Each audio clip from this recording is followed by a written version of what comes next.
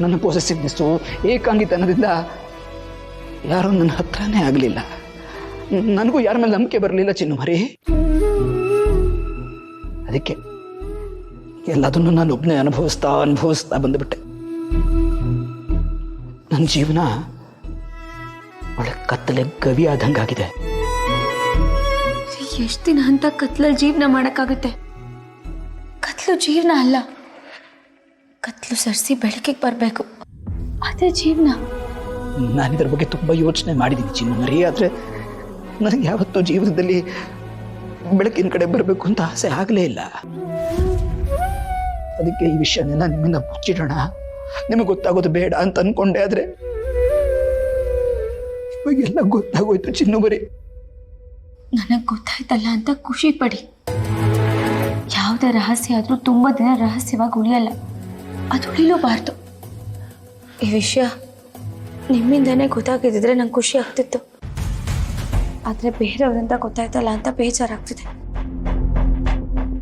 ಈ ವಿಷಯ ನನ್ನಿಂದ ನಿಮಗೆ ಗೊತ್ತಾಗ್ಲಿಲ್ಲ ಅಂತಂದ್ರೆ ನಾನು ನಿಮ್ಮನ್ನ ಎಷ್ಟು ಪ್ರೀತಿ ಮಾಡ್ತಾ ಇದ್ದೀನಿ ಅಂತ ಅರ್ಥ ಮಾಡ್ಕೊಳ್ಳಿ ಚಿನ್ನು ಮರಿ. ನಿಮ್ಮ ಪ್ರೀತಿ ಅನ್ನೋದು ಅಮೃತ ಇದ್ದ ಹಾಗೆ. ಜೀವನ ಪೂರ್ತಿ ಅದನ್ನು ಸವಿಬೇಕು ಅನ್ನೋ ಆಸೆನಲ್ಲಿ ನಾನು ಹೀಗೆಲ್ಲ ಮಾಡಿಬಿಟ್ಟೆ.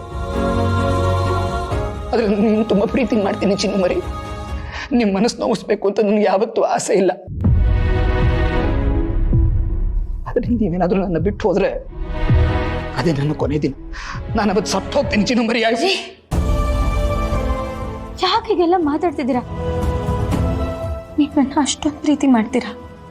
ನಾನು ಎದೆ ಬಗ್ದು ತೋರಿಸ್ಬೇಕಾ ನಿಮ್ಗೆ ನಾನು ಎಷ್ಟು ಪ್ರೀತಿ ಮಾಡ್ತಿದ್ದೀನಿ ಅಂತ ಹೇಳಿ. ಜಯಂತ, ನಿನ್ನ ಕೈಲಿ ಅದು ಸಾಧ್ಯ ಇಲ್ಲ ಕಣೋ, ಅದು ಸಾಧ್ಯ ಇಲ್ಲ. ಆದರೆ ಒಂದು ವಿಷಯ ಅರ್ಥ ಮಾಡ್ಕೊಳ್ಳಿ ಚಿನ್ನು ಮರಿ. ಯಾವತ್ತವರೆಗೆ ನಿಮ್ಮ ಕಾವು ನನ್ನ ಎದೆಯನ್ನು ಸೋಕುವುದಿಲ್ವೋ ಅವತ್ತೇ ಈ ಭೂಮಿ ಮೇಲೆ ನನ್ನ ಕೊನೆಯ ದಿನ. ನನ್ನ ಜೀವ ನಿಮ್ಮ ಕೈಯಲ್ಲಿದೆ ಚಿನ್ನು ಮರಿ, ನಿಮ್ಮ ಕೈಯಲ್ಲಿದೆ. ಇಷ್ಟೊಂದು ನನ್ನ ಪ್ರೀತಿ ಮಾಡೋರು ಯಾಕೆ ಹೀಗೆಲ್ಲ ನಡ್ಕೋತೀರ? ಜೀವನದಲ್ಲಿ ಅಂಥದ್ದು ಏನಾಗಿದೆ ಅಂತ ನನಗೆ ಹೇಳಿ.